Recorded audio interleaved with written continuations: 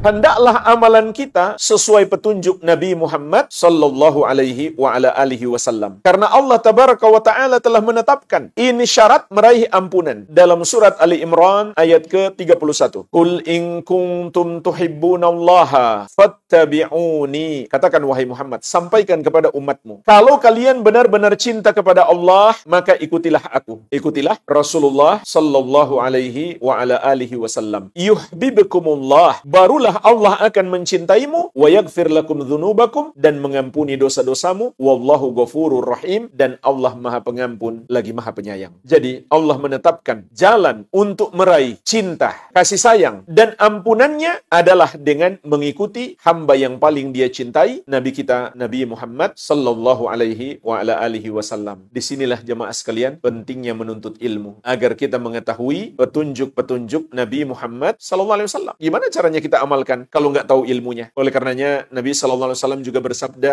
"May yuridillahu bihi khairan yufaqihu fid din." Barang siapa yang Allah kehendaki kebaikan baginya, Allah akan pahamkan kepadanya agama. Dan Nabi sallallahu alaihi wasallam menegaskan, "Innamal ilmu bitta'allum wal fiqhu bittafaqquh." Ilmu hanyalah didapat dengan belajar, pemahaman hanyalah didapat dengan usaha menuntut ilmu. Rasulullah sallallahu alaihi wasallam juga bersabda, "Man salaka tariqan yaltamisu fihi ilman, sahalallahu lahu bihi tariqan ilal jannah." Barang siapa menempuh satu jalan untuk belajar ilmu agama, maka Allah akan mudahkan baginya jalan masuk surga. Karena dengan ilmu itu dia mengetahui petunjuk-petunjuk Nabi Muhammad sallallahu alaihi wasallam, yang itulah jalan yang mengantarkannya ke surga. Semoga kita semuanya termasuk hamba-hamba yang Allah mudahkan untuk masuk surga. Dan juga jemaah sekalian, Allah tabaraka wa ta'ala telah menetapkan amalan yang Allah terima, di samping harus kita lakukan dengan ikhlas, juga harus mencontoh Nabi Muhammad sallallahu alaihi wasallam. Sebagaimana sabda beliau, "Man 'amila 'amalan laisa 'alaihi amruna fahuwa raddun." Barang siapa mengerjakan satu amalan, tidak ada padanya petunjuk dari kami, maka amalan tersebut tertolak. Bagaimana mungkin kita mendapatkan ampunan Allah Subhanahu wa taala kalau amal ibadah kita ditolak karena kita tidak mencontoh Rasulullah sallallahu alaihi wa ala alihi wasallam. Saya sebutkan satu contoh ibadah yang tertolak, tidak sah karena tidak mencontoh Nabi sallallahu alaihi wasallam. Namun sayangnya sebagian kaum muslimin menganggap itu memang harus dilakukan seperti itu, yaitu sholat tarawih dengan sangat cepat sampai tidak tumak ninah. Ada seorang yang sholat sangat cepat di masa Nabi sallallahu alaihi wasallam. Nabi sallallahu alaihi wasallam memperhatikan beliau sholat. Setelah itu beliau datang menghadap Nabi sallallahu alaihi wasallam, maka Nabi sallallahu alaihi wasallam berkata kepadanya,